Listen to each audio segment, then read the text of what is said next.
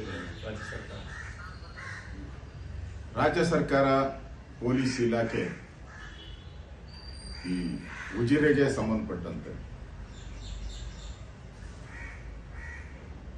ಮಂಗಳೂರಿನ ಉಜಿರೆಗೆ ಸಂಬಂಧಪಟ್ಟಂತೆ ಅಲ್ಲಿ ಹಲವಾರು ಕೊಲೆಗಳಾಗಿದೆ. ನಾನೇ ಊತಾಕಿದ್ದೀನಿ ಬಹಳಷ್ಟು, ನೂರಾರು ಸಾವಿರಾರು ಅಂತೇಳಿ ಒಬ್ಬ ಅನಾಮಧೇಯ ವ್ಯಕ್ತಿ ಬಂದು ಕೋರ್ಟಲ್ಲಿ ಹೇಳಿಕೆ ಕೊಟ್ಟಿರೋದರ ವಿಚಾರವಾಗಿ ರಾಜ್ಯ ಸರ್ಕಾರ SITಯನ್ನು ರಚನೆ ಮಾಡಿದೆ. ಈಗಾಗಲೇ ಧರ್ಮಸ್ಥಳದ ವಕ್ತಾರರು ಈ SIT ರಚನೆಯನ್ನ ಸ್ವಾಗತ ಮಾಡಿದ್ದಾರೆ.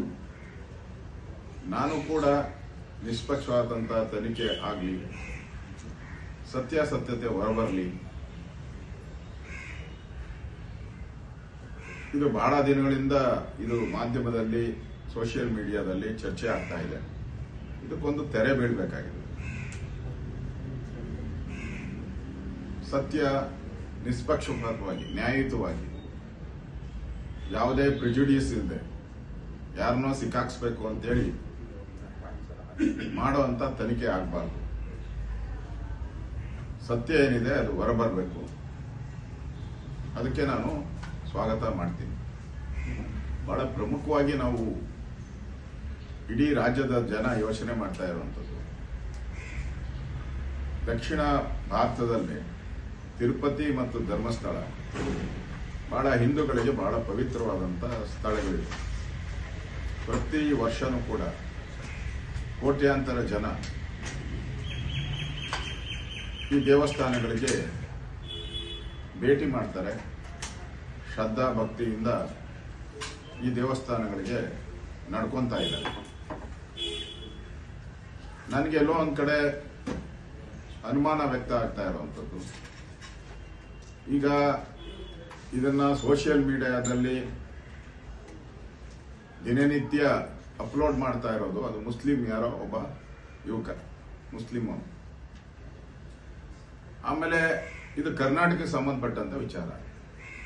ಕೇರಳದ ಕಮ್ಯುನಿಸ್ಟ್ ಸರ್ಕಾರ, ಕೇರಳದ ಕಮ್ಯುನಿಸ್ಟ್ ಸರ್ಕಾರ ಇದನ್ನು ಕೂಡ ಇದರಲ್ಲಿ ಬಹಳ ಮುತುವರ್ಜಿ ವಹಿಸ್ತಾ ಇದೆ. ಬಹಳ ಸೆನ್ಸಿಟಿವ್ ಇರುವಂತ ಇದು ವಿಚಾರ. ಇದು ಕರ್ನಾಟಕಕ್ಕೆ ಸಂಬಂಧಪಟ್ಟಿದ್ದು.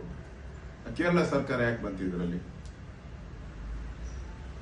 ಕೇರಳ ಸರ್ಕಾರ ಅಲ್ಲಿನ ದೇವಸ್ಥಾನಗಳನ್ನ ಯಾಕೆ ನಡೆಸ್ಕೊಂತಾ ಇದೆ? ಅಯ್ಯಪ್ಪ ವಿಚಾರವಾಗಿ ಏನೇನು ಗೊಂದಲಗಳು ಮಾಡಿ ಅಯ್ಯಪ್ಪ ದೇವಸ್ಥಾನಕ್ಕೆ ಏನೇನು ಅವಮಾನಗಳು ಮಾಡಿದ್ದಾರೆ ಅದೆಲ್ಲ ಜಗಜ್ಜಾಹಿರಾತ ಆಗ್ಬಿಟ್ಟಿದೆ ಅಲ್ಲಿನ ಕಮ್ಯುನಿಸ್ಟ್ ಸರ್ಕಾರ. ಈ ವಿಚಾರವಾಗಿ ಅವ್ರು ಯಾಕೆ ಬಂದರು? ಏನೇ ಘಟನೆಗಳಾಗಿದ್ರು ಕೂಡ ಕಾನೂನು ಪ್ರಕಾರ ಯಾವುದೇ ಕೊಲೆ ಆಗಿದ್ರೆ ನಾರ್ಮಲಿ ಅಲ್ಲಿ ಪೊಲೀಸ್ ಸ್ಟೇಷನ್ಗೆ ಯಾವುದೇ ಬಾಡಿ ಸಿಕ್ಕಿದ್ರು ಕೂಡ ನಾರ್ಮಲಿ ಪೊಲೀಸ್ ಹ್ಯಾಂಡ್ ಓವರ್ ತಗೊಂತಾರೆ.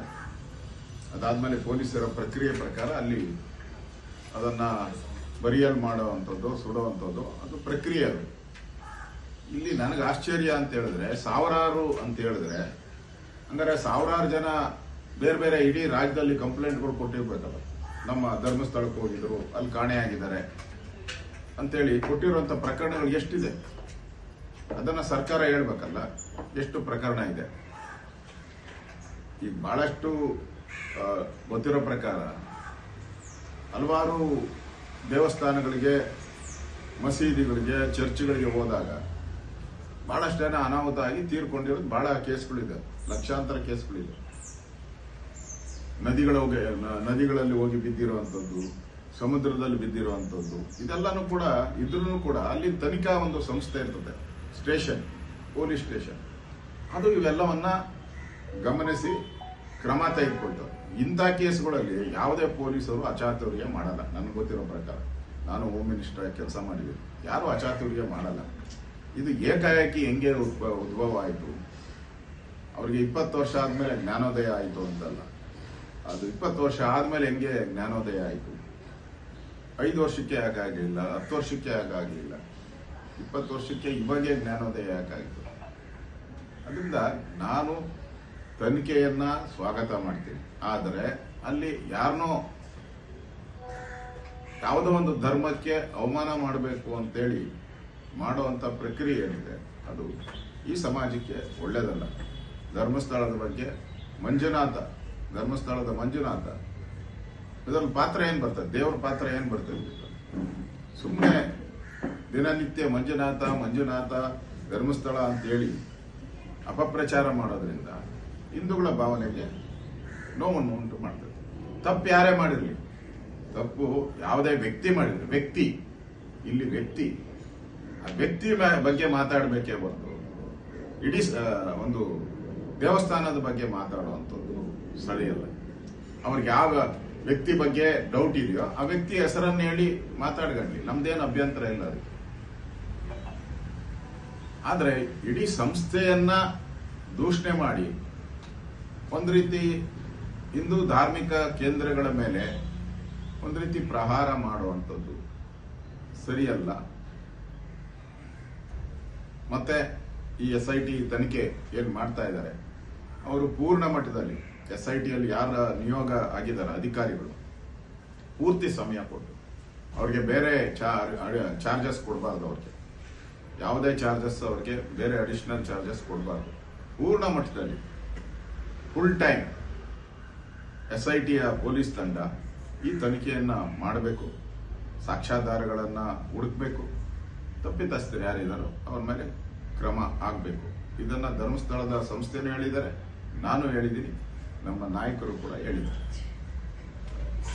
ಮಾತು ಹೇಳಿದ್ದಾರೆ, ಇದು ತಪ್ಪು ಅಂತ ಆದ್ರೆ ನನ್ನ ಮೇಲೆ ಕ್ರಮ ಕೈಗೊಳ್ತಾರೆ ಅನ್ನೋದು ನನಗೆ ಗೊತ್ತಿದೆ ಅನ್ನೋ ಮಾತನ್ನು ಕೂಡ ಆತ ಏನು ಆರೋಪ ಮಾಡಿದ್ದಾನೆ ಆತ ಹೇಳಿದ್ದಾನೆ. ನಿಜಾನೂ ಇರ್ಬೋದು, ಸುಳ್ಳು ಇರ್ಬೋದು, ಅಂದ್ರೆ ಈ ರೀತಿ ಪದೇ ಪದೇ ಆರೋಪ ಮಾಡ್ತಾ ಇದ್ದಾರೆ. ಈಗ ಆ ವ್ಯಕ್ತಿ ಯಾರು ಅಂತ ಗೊತ್ತಾದ ಮೇಲೆ ಅವರ ಚರಿತ್ರೆ, ಅವನ ಪೂರ್ವಾಪರ ಏನಿದೆ, ಅವನು ಈ ಒಂದು ಸ್ಥಳವನ್ನ ಬಿಟ್ಟು ಯಾಕೆ ಓಡೋದ, ಇಲ್ಲಿ ಏನಾಗಿತ್ತು, ಅವನಿಗೆ ಪ್ರಾಬ್ಲಮ್ ಏನಾಗಿತ್ತು, ಆ ವ್ಯಕ್ತಿ ಯಾರು ಅಂತ ಗೊತ್ತಾದ್ರೆ ಅದರ ಇತಿಹಾಸ ಪರಂಪರೆ ಎಲ್ಲ ನ್ಯಾಚುರಲ್ ಆಗಿ ಬಂದ್ಬಿಡುತ್ತೆ. ಪೊಲೀಸ್ ಇಲಾಖೆಯಲ್ಲಿ ಇರುತ್ತೆ, ಮತ್ತೆ ಧರ್ಮಸ್ಥಳದಲ್ಲೂ ಇರುತ್ತೆ. ಅದರಿಂದ ಆ ವ್ಯಕ್ತಿ ಯಾರು ಅನ್ನೋದು ಹೊರ ಬರೋವರೆಗೂ ಕೂಡ ಇದೆಲ್ಲನೂ ಕೂಡ ಯಾರು ಇಂಥವರೇ ತಪ್ಪಿತಸ್ಥರು ಅಂತ ಹೇಳಿ ಸಂಸ್ಥೆ ಮೇಲೆ ಆಪಾದನೆ ಮಾಡಬಾರ್ದು. ನಂದು ನೇರವಾಗಿ ಸರ್ಕಾರಕ್ಕೆ ಹೇಳೋದು, ಸಂಸ್ಥೆ ಮೇಲೆ ಯಾವುದು ಮಾಡಬಾರ್ದು. ಯಾವುದೋ ವ್ಯಕ್ತಿ ಮಾಡಿದ್ರೆ ವ್ಯಕ್ತಿಗೆ ಸಂಬಂಧಪಟ್ಟಿದ್ದಷ್ಟೇ, ವ್ಯಕ್ತಿ ವಿಚಾರ, ಸಂಸ್ಥೆಗೂ ಇದಕ್ಕೂ ಏನು ಸಂಬಂಧ ಬರಲ್ಲ. ಆ ಒಂದು ಸಂಸ್ಥೆ ಇವತ್ತೇನು ಇರಲ್ಲ, ಸಾವಿರಾರು ವರ್ಷದಿಂದ ಧರ್ಮಸ್ಥಳದ ಮಂಜುನಾಥ ಅಲ್ಲಿ ಇರುವಂಥದ್ದು ಸಾವಿರಾರು ವರ್ಷ ಇದೆ, ಬರ್ತಾರೆ ಹೋಗ್ತಾರೆ. ಆದರೆ ದೇವಸ್ಥಾನ ಇರೋದು ಸಾವಿರಾರು ವರ್ಷದಿಂದ. ಅದರಿಂದ ಯಾರು ಕೂಡ ಧರ್ಮಸ್ಥಳಕ್ಕೆ ಮಸಿ ಬಳಿಯುವಂಥ ಕೆಲಸವನ್ನ ಮಾಡಬೇಡಿ. ವ್ಯಕ್ತಿಗಳಿದ್ರೆ ಅವ್ರ ಮೇಲೆ ತಪ್ಪು ಮಾಡಿದ್ರೆ ಅವ್ರನ್ನ ಏನ್ ಬೇಕಾದ್ರೂ ಶಿಕ್ಷೆಯನ್ನ ಕೊಡಿ, ಧರ್ಮಸ್ಥಳವನ್ನ ಗುರಿ ಮಾಡಬೇಡಿ ಅನ್ನೋ ವಿನಂತಿಯನ್ನು ಕೂಡ ನಾನು ಮಾಡ್ತೀನಿ. DK ಶಿವಕುಮಾರ್ ಅವರು ಹೇಳಿದರೆ ಬಿಜೆಪಿಯವರು ಅದು ಹೆಂಗೆ ಮೆಟ್ಕೋಬೇಕಂತ ಹೇಳಿ ನನಗೆ ಅವ್ರು ಧರ್ಮ ರಾಜಕಾರಣ ಮಾಡ್ತಾ ಇದ್ದಾರೆ. ಈಗ DK ಶಿವಕುಮಾರ್ ಅವರು, ನಾನು ಒಂದು ದೇವಸ್ಥಾನಕ್ಕೆ ಹೋದ್ರೆ ಅವ್ರು 100 ದೇವಸ್ಥಾನಕ್ಕೆ ಹೋದ್ರೆ, ನಮ್ಗಿಂತ ದೈವ ಭಕ್ತರು, ನನಗಿಂತ ಅವರು ಈಶ್ವರನ ಭಕ್ತರು. ಹೆಸರೇ ಶಿವಕುಮಾರ, ನನ್ನ ಹೆಸರು ಅಶೋಕ. ಅಶೋಕನ್ಗೆ ಯಾವುದೋ ಒಂದು ದೇವರ ಹೆಸರಿಲ್ಲ.